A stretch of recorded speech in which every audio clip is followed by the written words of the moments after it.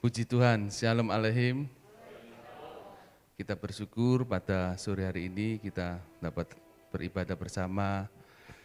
Kita akan memuji dan memuliakan nama Tuhan. Mari kita bangkit berdiri. Kita mau naikkan pujian Yesus Tuhan dan Allah kami.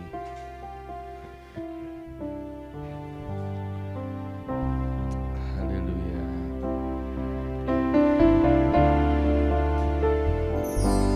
Yesus Tuhan dan Allah kami, Engkau layak menerima pujian,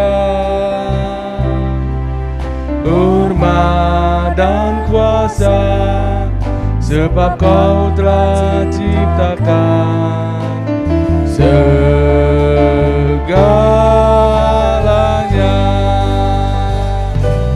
Oleh karena kehendak-Mu, semuanya itu telah ada dan diciptakan untuk kemuliaan-Mu. Terpujilah Tuhan. Sana terpujilah Tuhan, terpujilah Tuhan Yesus. Sana terpujilah Tuhan, terpujilah Tuhan Yesus.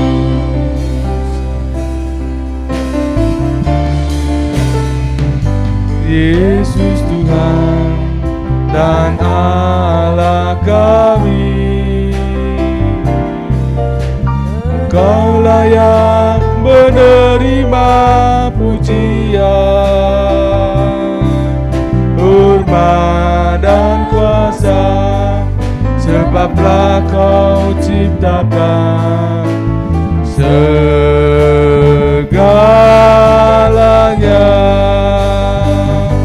Oleh karena kehendak-Mu, semuanya itu telah ada dan diciptakan untuk kemuliaan-Mu. Terpujilah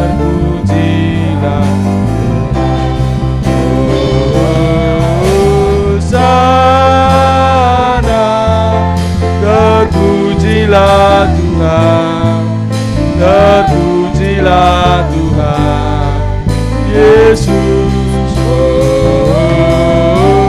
Sana terpujilah Tuhan, terpujilah Tuhan Yesus. Sana terpujilah Tuhan, terpujilah Tuhan Yesus.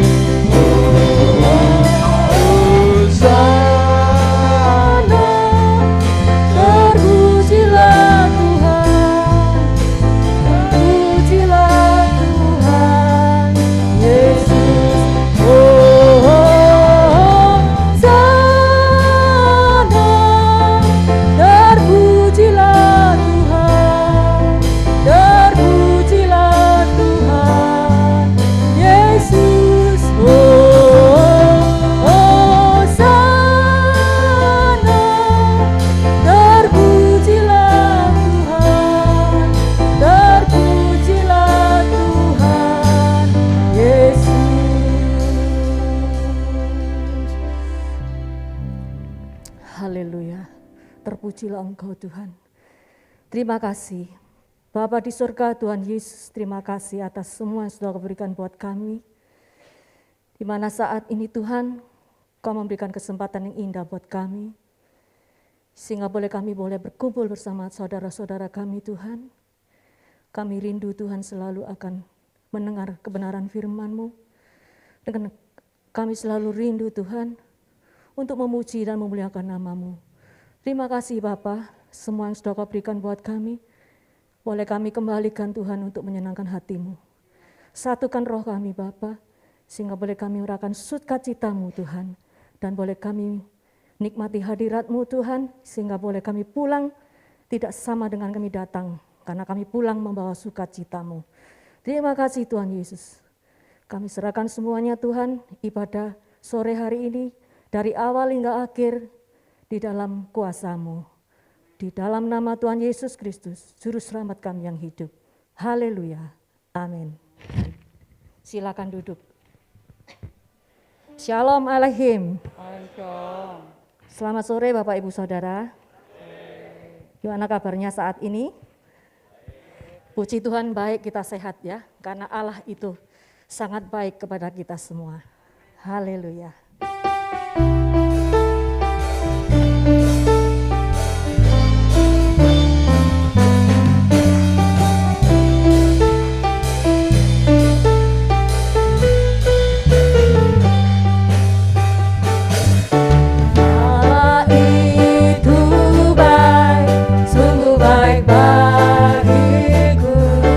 Ditunjukkannya kasih setianya.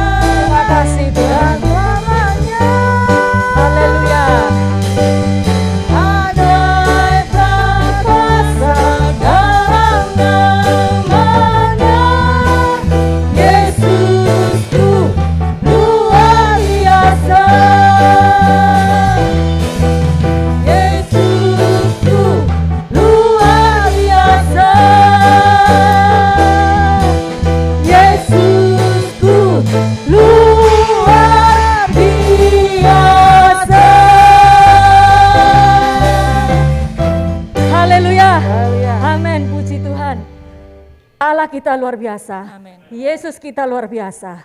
Karena ada Allah yang hidup, saudara ya. Kita akan selalu penuh dengan harapan karena Dia hidup. Haleluya.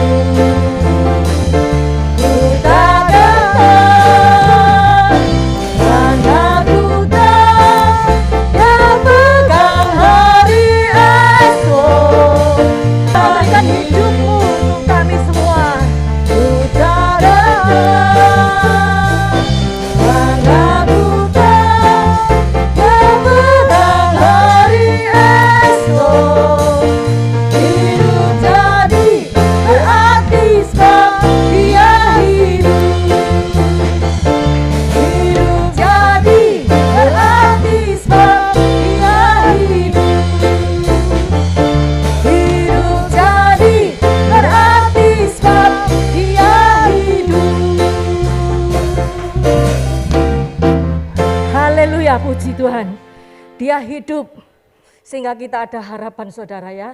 Kita tidak sia-sia. Kalau Tuhan kita mati terus gak bangkit, itu kita sia-sia, saudara ya. Tapi karena Tuhan kita mati, 3 hari kemudian bangkit, itu adalah hal yang sangat luar biasa buat kehidupan manusia di dunia ini. Terima kasih, puji Tuhan. Kalau sebentar kita akan belajar kebenaran firman Tuhan, kita mau serahkan hati pikiran kita supaya kita mengerti akan kebenaran firman Tuhan. Mari kita bangkit berdiri, karena Yesus adalah permata hati kita semua. Dia yang sanggup, Dia memedulikan kita semua, saudara ya. Sehingga kita harus tetap tinggal di dalam kebenaran firman Tuhan. Haleluya.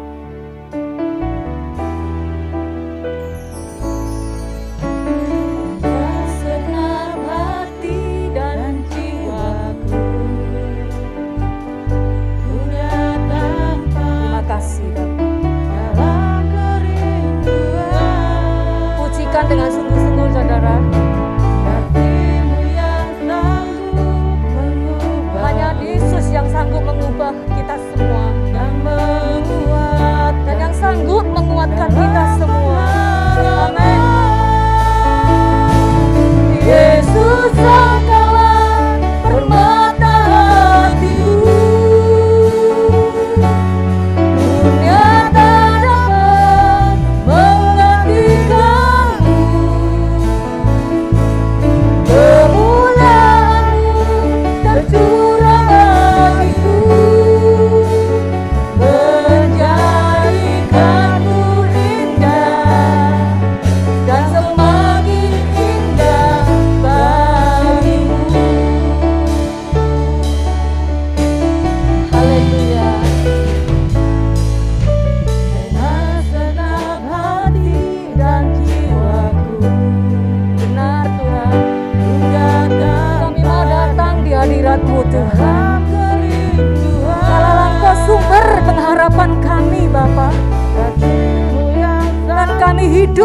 sia-sia lagi Tuhan, karena Engkau bangkit untuk menebus dosa kami, sehingga boleh kami merasakan harapan di dalam Engkau Tuhan. Yesus, Engkaulah permata hatiku. Benar Tuhan, dunia tidak dapat menggantikan-Mu. Oh haleluya Tuhan. Tercurah bagiku, menjadikanku indah dan semakin indah bagimu. Haleluya. Dengan segenap hati dan jiwaku, ku datang padamu dalam kerinduan. Kasih-Mu yang sanggup mengubahku dan menguatkanku dalam pengharapan. Yesus, Engkaulah permata hatiku. Dunia tak dapat menggantikan-Mu. Kemuliaan-Mu tercurah bagiku, menjadikanku indah dan semakin indah bagimu. Jadikanku indah dan semakin indah bagimu.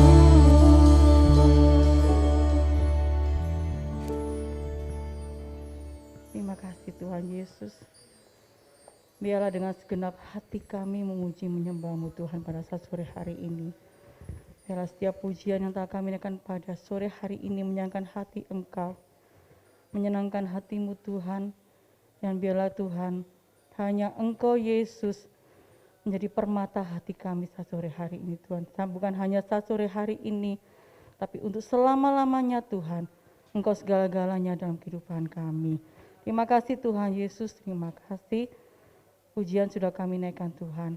Dan kalau sebentar kami akan mendengarkan akan firman-Mu, Tuhan biarlah kami siapkan hati pikiran kami, sehingga firman yang sebentar kami dengar bukan saja kami dengar Tuhan. Biarlah firman-Mu boleh tertabur di hati kami, di tanah yang subur, sehingga firman-Mu tidak sia-sia, tetapi boleh semakin menjadikan kami, anak-anak-Mu, menjadi lebih hari lebih baik lagi dalam kehidupan kami Tuhan. Dan dimanapun kami berada, kami boleh menjadi berkat bagi setiap orang yang ada di sekitar kami. Terima kasih Tuhan Yesus, ubahkan kehidupan kami oleh karena firman pada saat sore hari ini. Dan Kau juga saat ini kami serahkan hamba-Mu, Engkau urapi hamba-Mu dengan kuasa Roh Kudus-Mu Tuhan, sehingga bukan karena kegagalan hamba-Mu, kepadan hamba-Mu, tapi karena Engkau Tuhan berkarya, berfirman lewat hamba-Mu pada sore hari ini. Berfirmanlah Tuhan, kami siap untuk mendengarkannya, hanya di dalam nama Tuhan Yesus Kristus sebagai Tuhan dan Juru Selamat kami yang hidup. Haleluya, amin.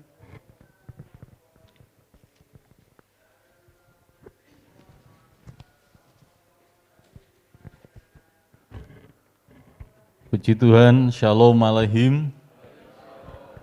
Kita bersyukur kalau di kesempatan petang ini kita masih diberikan sebuah anugerah kemurahan dari Tuhan dengan tubuh yang sehat, itu salah satu anugerah terbesar, sehingga dengan tubuh yang sehat kita dapat beribadah bersama di sesi yang ketiga petang hari ini.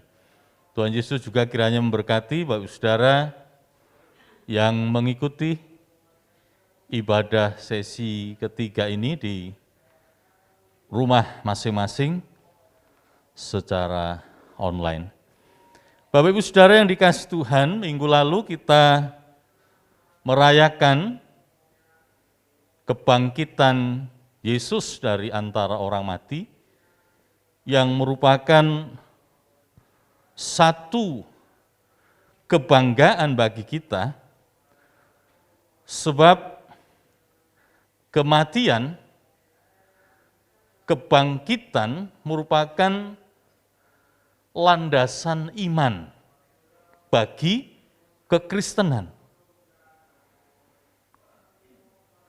Oleh karena itu, kita sebagai orang-orang percaya, sebagai murid-murid Tuhan, hendaklah betul-betul kita mampu bukan saja mengerti, memahami, tetapi melakukan dari apa yang menjadi bagian iman kita di dalam kehidupan kita sehari-hari.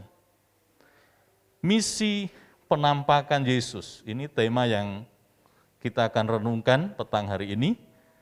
Dalam bacaan kita Markus pasal 16, mari kita akan sama-sama berdiri. Markus atau Injil Markus pasal 16 ayat yang ke-9 sampai dengan yang ke-15. Kita akan baca Injil Markus pasal 16 ayat 9 sampai dengan yang ke-16. Demikian bunyi firman Tuhan. Setelah Yesus bangkit pagi-pagi pada hari pertama minggu itu, ia mula-mula menampakkan dirinya kepada Maria Magdalena. Daripadanya Yesus pernah mengusir 7 setan. Lalu perempuan itu pergi memberitahukannya kepada mereka yang selalu mengiringi Yesus, dan yang pada waktu itu sedang berkabung dan menangis. Tetapi ketika mereka mendengar bahwa Yesus hidup dan telah dilihat olehnya, mereka tidak percaya. Sesudah itu, ia menampakkan diri dalam rupa yang lain kepada 2 orang dari mereka, ketika keduanya dalam perjalanan keluar kota. Lalu kembalilah mereka dan memberitahukan kepada teman-teman yang lain. Tetapi kepada mereka pun teman-teman itu tidak percaya. Akhirnya ia menampakkan diri kepada ke-11 orang itu ketika mereka sedang makan, dan ia mencela ketidakpercayaan dan kedegilan hati mereka, oleh karena mereka tidak percaya kepada orang-orang yang telah melihat dia sesudah kebangkitannya. Lalu ia berkata kepada mereka, "Pergilah ke seluruh dunia, beritakanlah Injil kepada segala makhluk. Siapa yang percaya dan dibaptis akan diselamatkan, tetapi siapa yang tidak percaya akan dihukum. Berbahagialah aku jikalau aku mendengarkan firman Allah dan melakukannya." Amin. Puji Tuhan, silahkan duduk. Bapak Ibu Saudara yang dikasihi Tuhan, kebangkitan Yesus merupakan salah satu dari landasan iman kita. Ya, pondasi iman. Jadi kalau kita masih meragukan kebangkitan Yesus dari antara orang mati, maka kita mesti koreksi diri. Apakah kita sungguh-sungguh beriman, percaya dan mempercayakan hidup ini kepada Yesus? Dalam 1 Korintus pasal 15, firman Tuhan menuliskan tentang bagaimana pentingnya kita mempercayai tentang kebangkitan. Mengapa? Sebab ini bagian dari iman kita. Ayat yang ke-12 demikian, 1 Korintus pasal 15 ayat 12. Jadi, bila mana kami beritakan bahwa Kristus dibangkitkan dari antara orang mati, bagaimana mungkin ada di antara kamu yang mengatakan bahwa tidak ada kebangkitan orang mati? Kalau tidak ada kebangkitan orang mati, maka Kristus juga tidak dibangkitkan. Tetapi andai kata Kristus tidak dibangkitkan, perhatikan, maka sia-sialah pemberitaan kami dan sia-sialah juga kepercayaanmu. Ya. Sia-sialah pemberitaan kami dan sia-sialah juga kepercayaanmu. Ayat 17, dan jika Kristus tidak dibangkitkan, maka sia-sialah kepercayaan kamu dan kamu masih hidup dalam dosa. Ini pondasi iman tentang kebangkitan ini. Kalau mungkin di luar sana mengatakan Yesus tidak disalibkan, atau yang disalibkan menyerupai Yesus.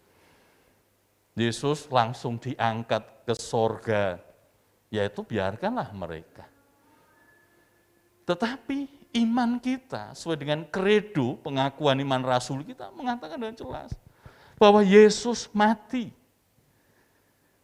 Yesus dikuburkan, turun ke dalam kerajaan maut, pada hari yang ketiga bangkit dari antara orang mati dan naik ke sorga. Bapak Ibu Saudara, ini berita kebangkitan menjadi satu landasan iman kita. Lalu sekarang, kalau kita membaca dalam bacaan kita petang ini, tentang penampakan Yesus. Bagaimana sebelum Yesus naik ke sorga, ia menampakkan diri kepada para murid-muridnya. Tentu ada tujuannya, ada misinya, apa sebetulnya yang Tuhan inginkan kepada murid-muridnya sebelum Yesus naik ke sorga. Mari kita akan perhatikan bersama dari bacaan kita. Tadi dalam bacaan kita ayat 9 sampai dengan yang ke-11, dikatakan bahwa Yesus bangkit, Yesus menampakkan diri kepada Maria Magdalena. Lalu perempuan itu memberitahukan kepada mereka yang selalu mengiring Yesus, maksudnya murid-muridnya, yang pada waktu itu sedang berkabung dan menangis. Ya. Tetapi perhatikan ayat 11, ketika mereka mendengar bahwa Yesus hidup dan dilihat olehnya, Maria Magdalena, mereka tidak percaya. Ya, aneh ya. Ini murid-murid loh. Mereka tidak percaya. Ketika Maria Magdalena menyampaikan berita bahwa ia melihat Yesus telah bangkit dan menampakkan diri kepada Maria Magdalena. Lalu yang kedua, kita perhatikan. Sesudah itu ia menampakkan diri kepada 2 orang dari mereka. Dan dalam perjalanan, kalau Bapak Ibu nanti bisa baca, dalam Lukas pasal 24, itu mulai ayat, Lukas 24 mulai ayat yang ke-13 ya, sampai dengan 35. Ini Yesus juga menampakkan diri kepada 2 orang yang ke Emmaus. Dan bagaimana pada akhirnya 2 orang ini juga memberitahukan apa yang mereka alami kepada para murid yang lain. Dan perhatikan ayat 13 bagian terakhir, tetapi kepada mereka pun teman-teman itu tidak percaya. Tidak percaya lagi.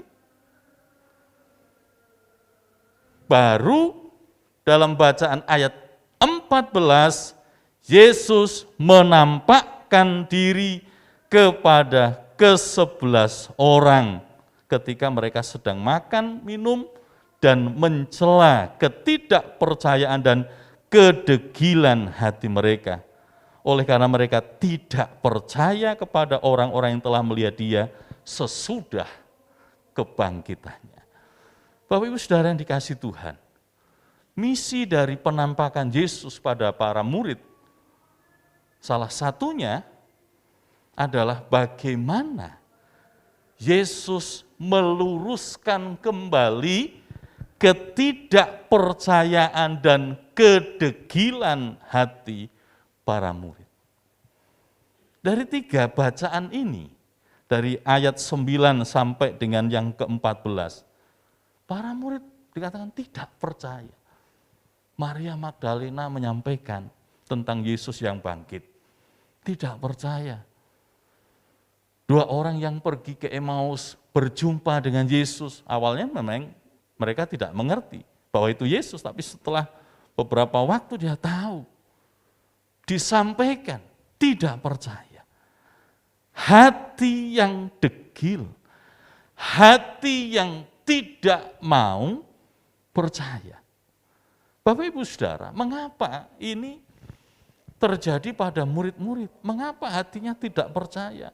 Mengapa ya hatinya degil sehingga tidak percaya dengan berita yang disampaikan tentang kebangkitannya? Sebab mereka sedang mengalami ketakutan dan kecemasan. Itu salah satunya.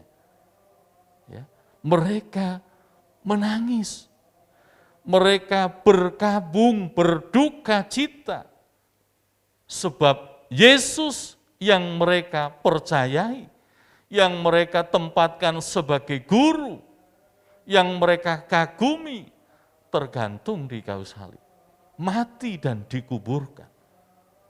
Ya, tentu seorang yang memiliki sebuah pengharapan besar kepada siapapun, entah orang lain, ya, entah orang tua, entah sahabat, entah siapapun, ketika tidak sesuai dengan pengharapannya, harapannya tentu akan mengalami sebuah kekecewaan. Seringkali kita dipenuhkan dengan ketakutan dan kecemasan. Takut dan cemas ini seringkali menggoda hidup kita. Ya, takut terhadap sesuatu, cemas terhadap sesuatu, dan biasanya saudara ya, kalau ketakutan itu ada sumbernya, jelas, tapi kalau kecemasan itu kadang-kadang tidak jelas sumbernya. Tapi itu ya nempel di batin, di hati. Ya, saya pernah sampaikan ke Bapak Saudara, saya kenal satu keluarga, orang Kristen, itu yang penuh dengan kecemasan. Terhadap apa? Terhadap anak-anaknya. Ya. Anaknya 2 laki-laki, sudah besar, mungkin sekarang sudah berkeluarga, tapi ibu ini, waduh, takut sebentar-sebentar ditelepon anaknya, kamu di mana? Sama siapa?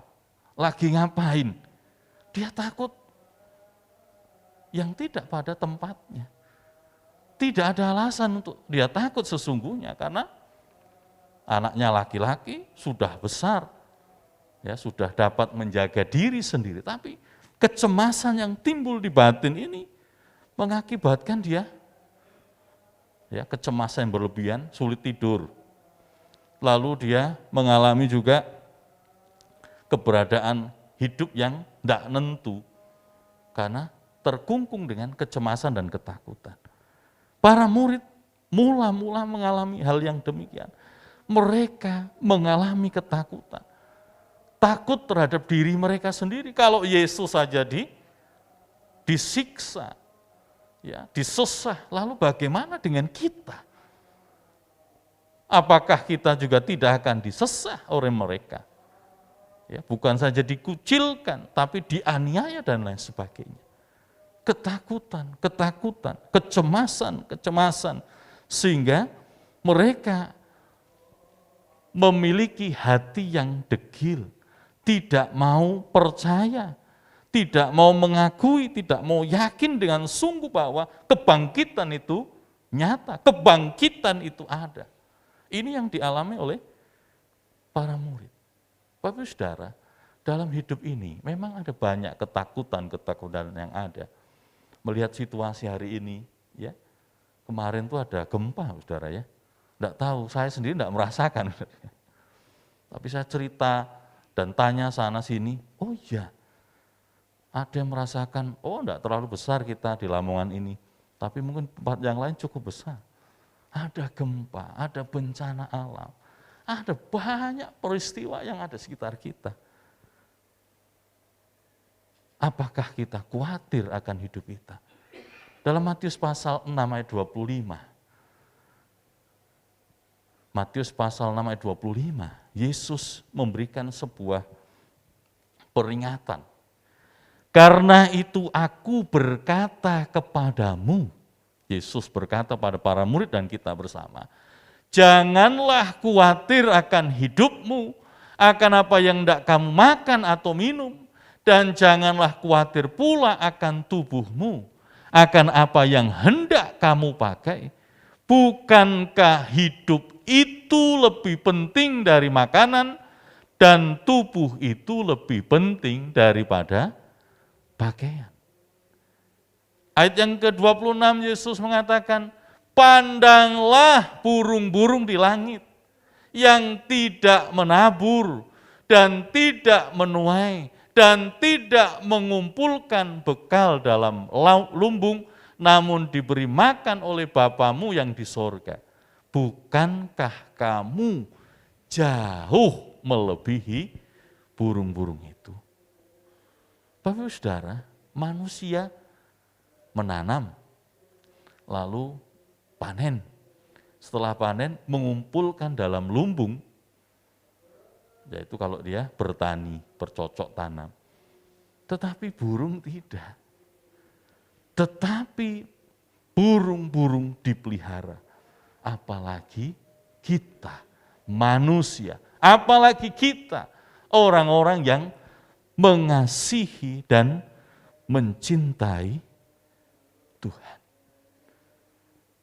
Kecemasan dan ketakutan seringkali menjadikan hati kita lamban, hati tidak percaya. Dan ini akan sulit ketika hati kita tidak lagi mempercayai akan kuasa dan kebesaran Tuhan. Seringkali kita dipenuhkan dengan kekhawatiran, dipenuhkan dengan kecemasan, dipenuhkan dengan ketakutan akan hal apa yang ada ke depan. Memang kita tidak pernah tahu apa yang terjadi. Kita hanya bisa merencanakan. Oh, mau ini, mau itu, mau melakukan ini dan lain sebagainya. Tapi kembali lagi, bukankah apa yang terjadi semua atas seizin dari Tuhan? Kita merancangkan sesuatu, kalau Tuhan tidak mengizinkan, tidak jadi. Sudah. Tidak akan pernah jadi. Ya. Tapi kalau Tuhan mengizinkan, pasti akan terjadi dalam kehidupan kita. Para murid, mereka mengalami ketidakpercayaan, hati yang degil oleh karena ketakutan dan kecemasan, oleh karena mereka sedang mengalami perkabungan, mereka sedang menangis melihat Yesus disalibkan dan dikuburkan. Mereka lupa, mereka tidak memahami karena hati yang degil bahwa Yesus pernah mengatakan bahwa anak manusia, Mesias, harus mati, disalibkan, lalu pada hari yang ketiga dia bangkit dari antara orang mati. Kita akan perhatikan dalam Injil Lukas pasal yang ke-24,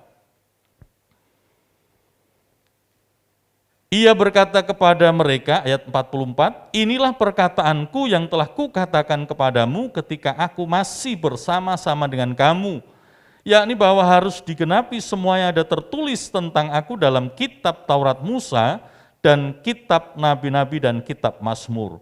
Lalu ia membuka pikiran mereka sehingga mereka mengerti kitab suci. Katanya kepada mereka, ada tertulis demikian, Mesias akan menderita dan bangkit dari antara orang mati pada hari yang ketiga. Ini Yesus sampaikan pada dua orang yang ke Emmaus. Disampaikan, awalnya tidak ngerti tentang kitab suci. pikirannya tertutup. Ya. Kalau orang itu sudah galau, sudah kacau pikirannya, sudah takut, kecemasan yang begitu rupa, ya, pemikirannya tidak lagi jernih, tidak bisa berpikir dengan baik, ya, tidak dapat mengambil keputusan-keputusan dengan baik. Oleh karena hati, pikiran yang dipenuhkan dengan ketakutan, para murid tidak dapat ngerti siapa ini. Ya. Padahal dia yang berdiri, berbicara dengan mereka adalah Yesus. Tetapi ketika Yesus membuka pikirannya, membuka hatinya, menyampaikan tentang kebenaran firman apa yang disampaikan, mereka terbuka, ngerti baru, oh iya, pantesan kita tadi ketika berbicara hati kita berkobar-kobar. Ternyata dia adalah Yesus. Jadi saudara, kita perhatikan, ketika hati kita mengalami ketidakpercayaan dan kedegilan oleh karena takut dan kecemasan, yang kedua, oleh karena kita tidak suka mengingat akan perkataan firman. Kadang-kadang lupa. Dan ini seringkali kita alami. Ketika kita dalam situasi yang susah, sulit, kita seringkali justru melupakan Tuhan. Tidak lagi percaya bahwa Tuhan itu kuasa. Oh, kalau begini, kita dalam kondisi yang baik, wah, gampang. Tuhan kuasa, Tuhan penuh mukjizat, Tuhan ajaib. Tapi ketika kita mengalami situasi yang sulit, untuk kita berkata, Tuhan Engkau ajaib, Engkau baik, susah. Kenapa? Karena firman itu hilang. Tidak lagi ada di dalam hidup kita. Hati kita adalah hati yang degil. Hati yang tidak mau menuruti nasihat-nasihat dari firman Allah. Firman Tuhan mengatakan bahwa hati ini sumber dari segala apa yang kita ucapkan dan kita perbuat. Sumber dari segala apa yang menjadi perilaku kita. Kalau hatimu baik, apa yang kau ucapkan, apa yang kau perbuat baik. Tapi ketika hatimu jahat, maka apa yang kita ucapkan dan kita perbuat pasti juga akan jahat. Bapak Ibu Saudara yang dikasihi Tuhan, misi dari penampakan Tuhan Yesus yang pertama adalah untuk kembali meluruskan ketidakpercayaan dan kedegilan hati para murid. Tuhan tidak mau bahwa para murid tidak mempercayai Dia, tetapi Ia ingin agar para murid percaya dengan sungguh-sungguh, agar hatinya tidak dalam kedegilan, tetapi mengerti dengan sungguh-sungguh bahwa Dia sudah bangkit dari antara orang mati. Demikian juga hidup kita. Marilah kita lepaskan dari kedegilan hati kita. Kita lepaskan dari ketidakpercayaan. Tetapi mari kita memandang kepada Tuhan. Memandang kepada Yesus yang mati. Yang bangkit, yang menampakkan diri kepada murid-muridnya. Dan juga menampakkan diri kepada kita untuk kita hidup di dalam kebenaran. Yang kedua, makna dari penampakan Yesus pada para murid adalah membenahi formasi atau susunan para murid sebab mereka memiliki satu tugas khusus, yaitu untuk menjadi saksi. Lalu ia berkata kepada mereka, pergilah ke seluruh dunia, beritakanlah Injil kepada segala makhluk, siapa yang percaya dan dibaptis akan diselamatkan, tetapi siapa yang tidak percaya akan dihukum. Yang kedua, saudara, Yesus menampakkan diri kepada para murid sebab Ia ingin membenahi kembali tentang keberadaan para murid yang pada waktu itu mulai undur, mulai jauh, tidak lagi mendekat kepada Yesus. Tadi pagi disampaikan bagaimana Petrus mengatakan, aku kembali menjadi penjala ikan. Yang lain mengatakan, aku ikut. Karena Petrus dianggap sebagai pemimpinnya. Padahal tugas utamanya bukan lagi menjala ikan, tapi menjala manusia. Balik lagi, Thomas juga. Kalau aku belum mencucukkan jariku di bekas paku, ya di tangan Yesus, aku tidak percaya. Mereka tidak mendekat kepada Tuhan. Tetapi karena peristiwa yang terjadi berkaitan dengan kematian Yesus, Yesus dikuburkan, mereka betul-betul mengalami situasi yang goncang, goyah imannya. Sehingga Yesus perlu menampakkan diri kepada para murid. Sebab ada satu tugas yang penting yang Yesus ingin sampaikan kepada para murid dan juga kepada kita, bahwa mereka adalah saksi atas kematian dan kebangkitan Yesus. Dan di dalam apa yang tadi kita baca, bahwa di dalam percaya kepada Yesus, maka ada keselamatan. Ini yang juga menjadi kesaksian kita, saudara. Lukas pasal 24, saya akan bacakan ayat yang ke-47, demikian. Dan lagi dalam namanya, berita tentang pertobatan dan pengampunan dosa harus disampaikan kepada segala bangsa, mulai dari Yerusalem. Kamu adalah saksi dari semua ini. Berita pertobatan, pengampunan, dan janji hidup yang kekal itu menjadi bagian dari siapapun mereka yang percaya dan mempercayakan hidupnya kepada Yesus. Ini tugas mulia. Ini mandat agung dari Yesus, bahwa hendaklah kamu pergi, ya, pergilah, jadikan semua bangsa muridku, baptislah mereka dalam nama Bapa, Anak, dan Roh Kudus, dan ajarlah mereka. Ya, Matius 28 ayat 19 dan 20. Tuhan berjanji, aku akan menyertai kamu senantiasa sampai pada kesudahan zaman. Memberitakan, menyaksikan bahwa di dalam Yesus ada pertobatan, ada pengampunan dosa, dan ada hidup yang kekal. Barang siapa dikatakan? Barang siapa yang percaya. Tidak lagi lihat ras, tidak lagi lihat suku, tidak lagi lihat warna kulit, tidak lagi lihat kaya atau miskin, tidak lagi lihat lahir di rumah gedong atau di bawah kolong jembatan, tidak.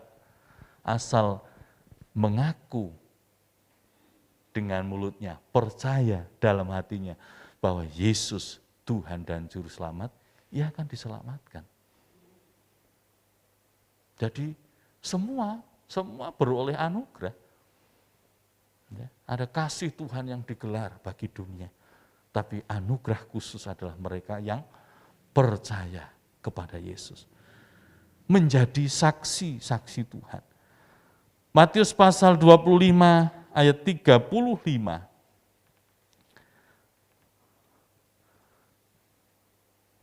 Saya akan bacakan Matius pasal 25 ayat yang ke-35, demikian sampai dengan 40.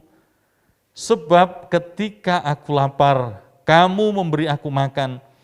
Ketika aku haus, kamu memberi aku minum. Ketika aku seorang asing, kamu memberi aku tumpangan. Ketika aku telanjang, kamu memberi aku pakaian. Ketika aku sakit, kamu melawat aku. Ketika aku dalam penjara, kamu mengunjungi aku. Maka orang-orang benar itu akan menjawab dia, katanya, Tuhan, bila manakah kami melihat engkau lapar dan kami memberi engkau makan, atau haus dan kami memberi engkau minum?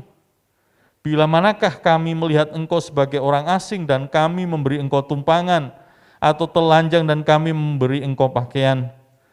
Bila manakah kami melihat engkau sakit dan dalam penjara dan kami mengunjungi engkau? Dan raja itu pun akan menjawab mereka, aku berkata kepadamu, sesungguhnya segala sesuatu yang kamu lakukan untuk salah seorang dari saudaraku yang paling hina ini, kamu telah melakukannya untuk aku. Menjadi saksi, bukan hanya sekedar memberitakan, oh Yesus ini bangkit, Yesus Tuhan. Tetapi penting juga memberikan sebuah kesaksian yang hidup yang dapat kita kerjakan kepada sesama kita. Bagaimana Tuhan menolong kita. Tentu banyak kesaksian, saudara ya. Dalam hidup kita itu tidak pernah lepas dari kesaksian pertolongan Tuhan.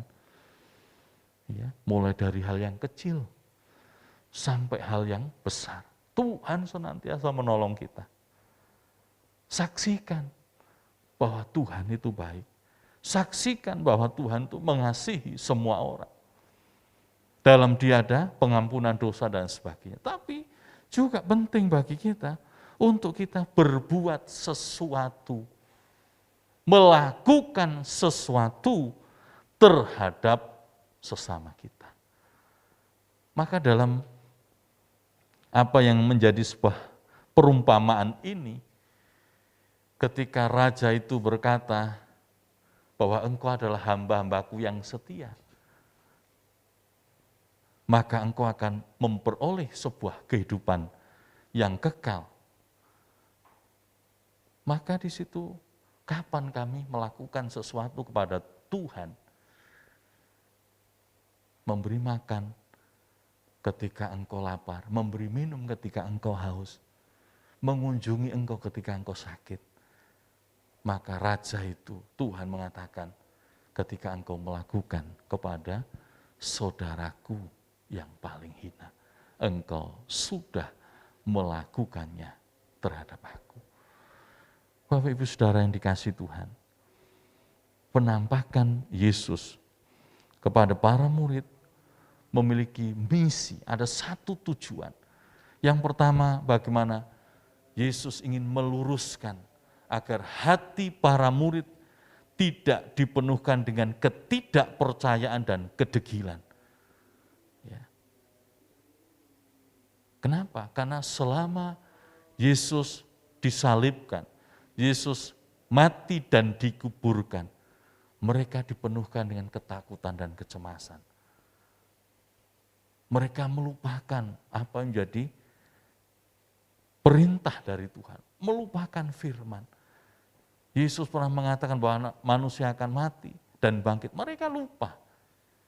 Tapi hati mereka dipenuhkan dengan ketidakpercayaan. Tuhan ingin kembalikan agar mereka semakin mendekat kepada Tuhan dan hati yang penuh dengan kepercayaan. Yang kedua, misi dari penampakan Tuhan adalah bagaimana Yesus ingin membenahi formasi para murid. Sebab ada satu tugas besar, yaitu agar mereka menjadi saksi. Demikian pula hidup kita. Hendaklah kita menjadi saksi-saksi Tuhan. Melalui kehidupan kita, sebuah kehidupan yang bukan saja berkenan di hadapan Tuhan, tetapi sebuah kehidupan yang juga dikenan oleh sesama kita.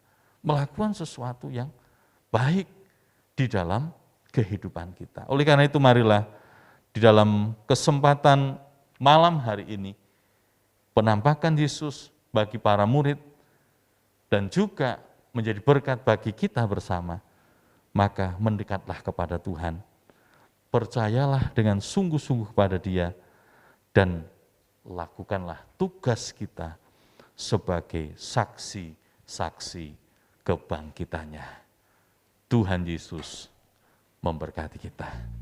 Mari kita akan sama-sama berdiri, kita naikkan pujian yang terakhir, Yesuslah permata hati kita. Haleluya.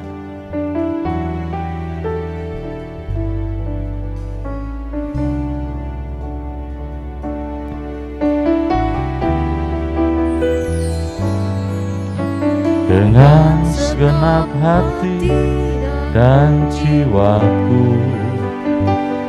ku ku datang padamu dalam kerinduan. Kasih-Mu yang sanggup mengubahku dan menguatkanku dalam pengharapan. Yesus, Engkaulah permata hatiku. Amin. Dunia tak dapat menggantikan-Mu. Kemuliaan-Mu tercurah bagiku, menjadikanku indah dan semakin indah bagi-Mu.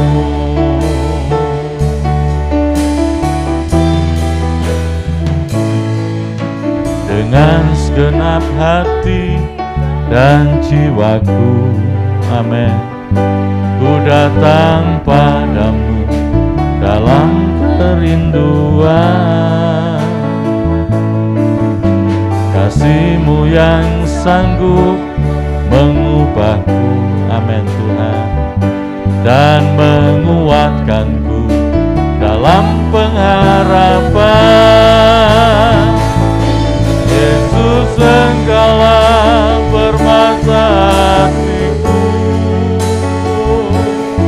Dunia tak dapat menggantikan-Mu. Kemuliaan-Mu tercurah bagiku, menjadikanku indah dan semakin indah. Yesus, Engkaulah, amin Tuhan, Engkaulah permata hati kami, tak dapat menggantikan-Mu. Kemuliaan-Mu tercurah bagiku, menjadikanku indah dan semakin indah bagi-Mu. Jadikanku indah dan semakin indah bagi-Mu. Haleluya, haleluya,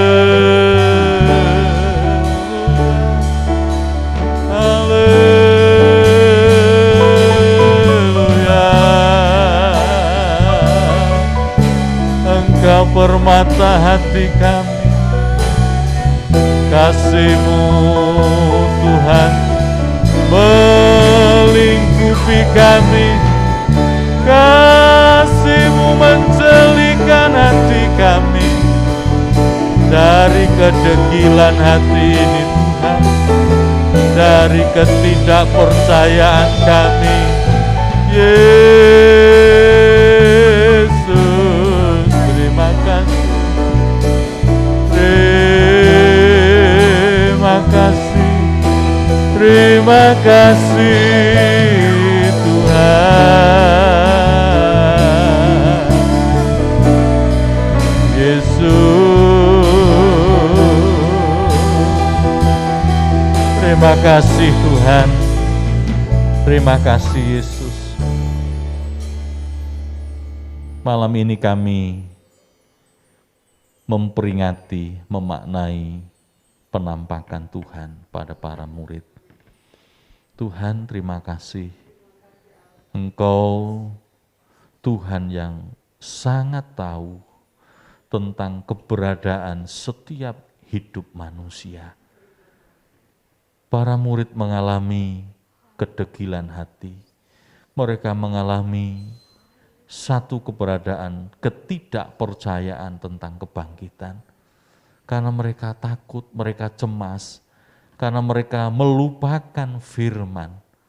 Tuhan tolong kiranya, biar kami dilepaskan dari ketidakpercayaan, dari kedegilan hati ini, agar kami melihat akan kebesaran firman dan kebesaran-Mu, Engkau Tuhan yang sanggup menopang, menolong, memberkati, menyertai kami di tengah situasi yang sulit hari-hari ini. Tuhan, Engkau menampakkan pada para murid, sebab Tuhan sedang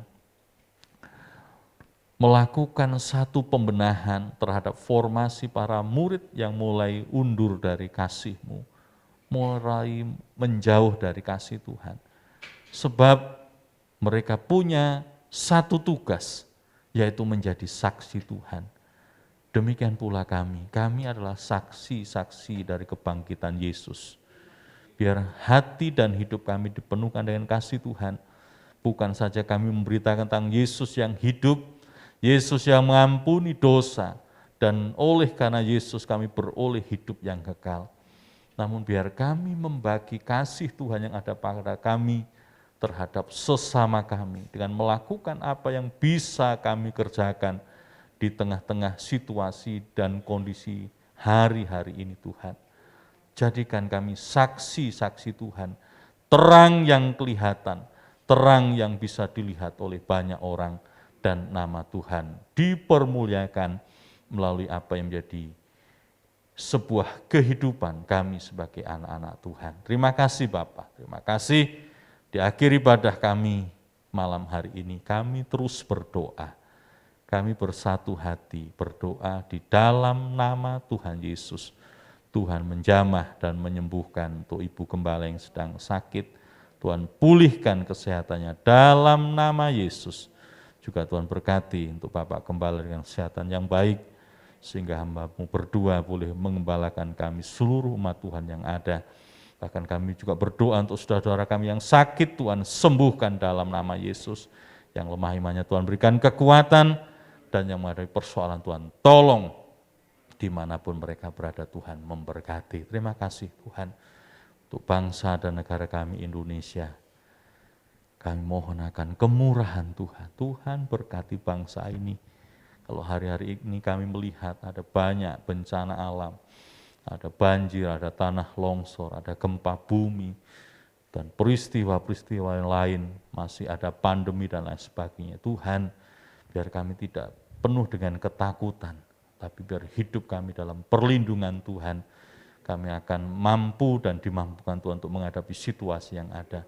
Berkati para pemimpin kami, berkati juga kota kami Lamongan, semua dalam kemurahan dan perlindungan Tuhan.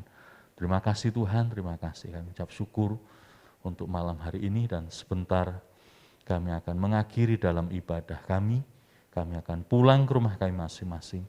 Juga Tuhan akan memberikan perlindungan yang sama. Mari kita angkat tangan kita di hadapan Tuhan. Segala puji, hormat, syukur tunaikan kepadamu, Allah Bapa, Allah Putra, Allah Roh Kudus.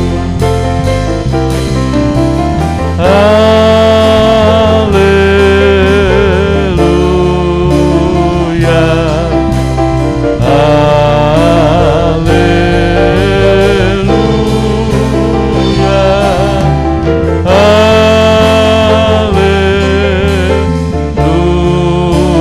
haleluya. Ketiga yang esa.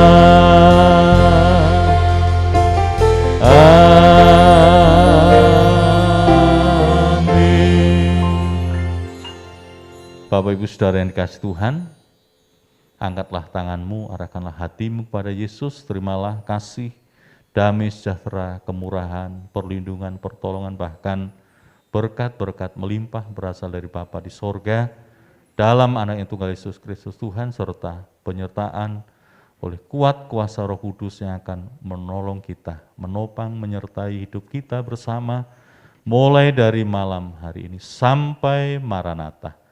Tuhan Yesus datang kali yang kedua. Di dalam berkat nama Tuhan Yesus Kristus, kami akhiri dalam ibadah kami malam hari ini. Haleluya. Amin. Puji Tuhan, silakan duduk. Tuhan Yesus memberkati.